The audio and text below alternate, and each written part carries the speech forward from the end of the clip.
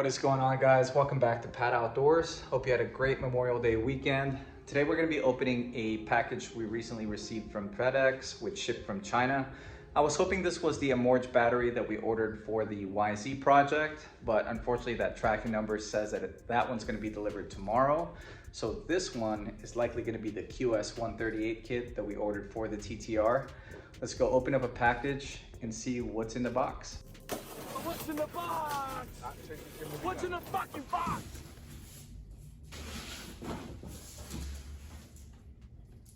Fardriver controller.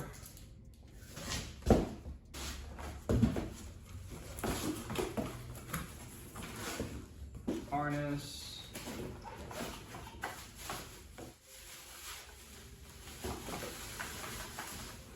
Display.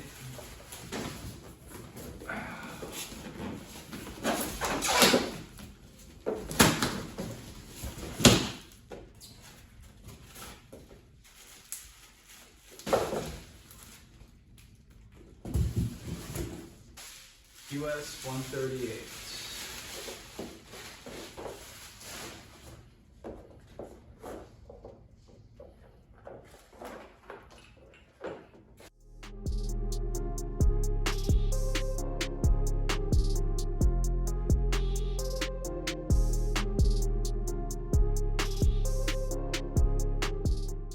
Here's everything that we received in the package. I'm going to start with the QS138 motor, which came with a 14-tooth 428 sprocket, built-in gear reduction.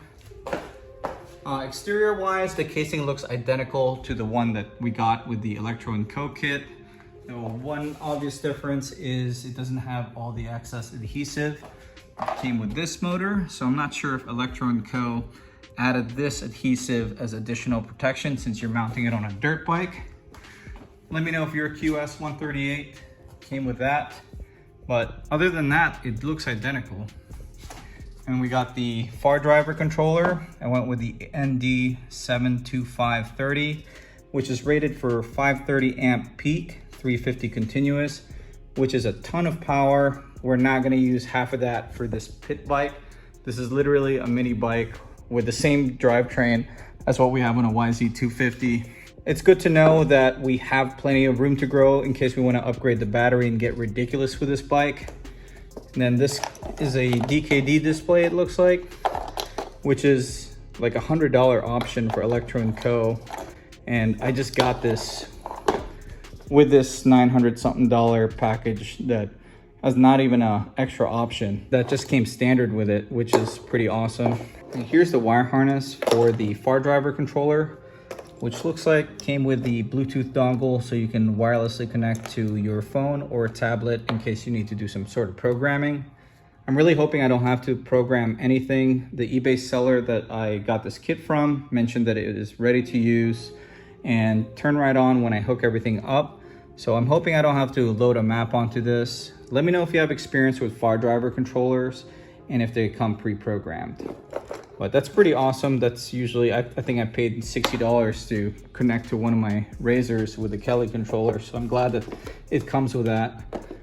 And here's a multi-switch with a built-in turn signal, headlight switch, horn, grip on the left side, twist throttle with a built-in switch for selecting different modes. And both sides came with this threaded mounting point in case you want to mount a motorcycle style side mirror, which is pretty cool. Let me know what you think this one does. It just says P. Not sure what that is for. And then here's the harness to connect everything together with a keyed ignition.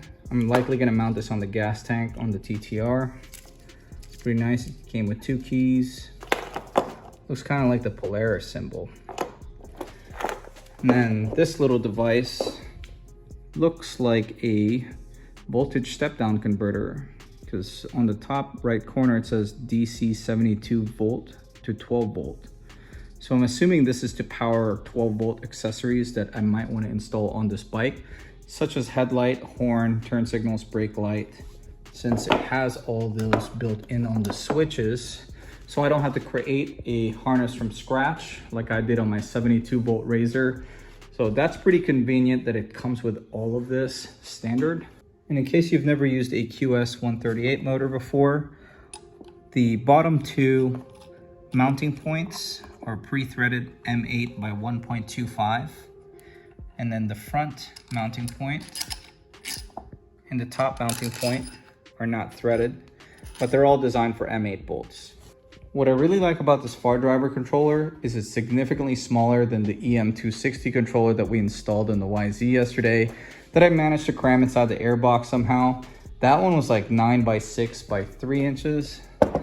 This is 7 by 4.5 by 3 inches.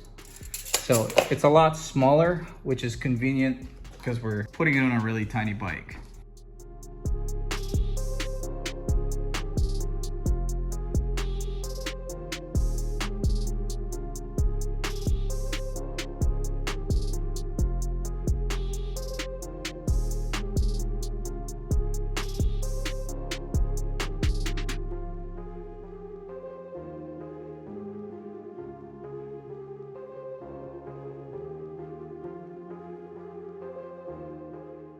One thing I don't really like about this kit is that it's not as plug and play as the Electro & Co kit.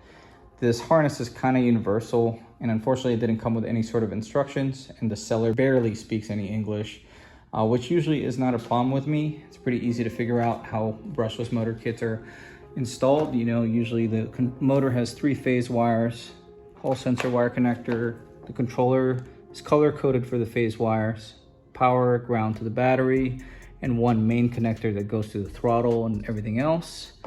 But it's this part that's a little harder to figure out. Like the throttle, the 2 plugs for it, it only plugs in 1 way, so there's no way to mess that up.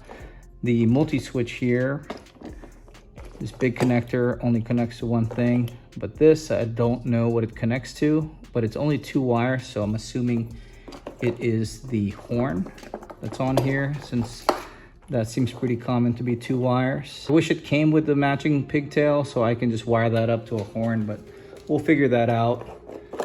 The ignition switch came pre-wired, so no reason to fuss about that.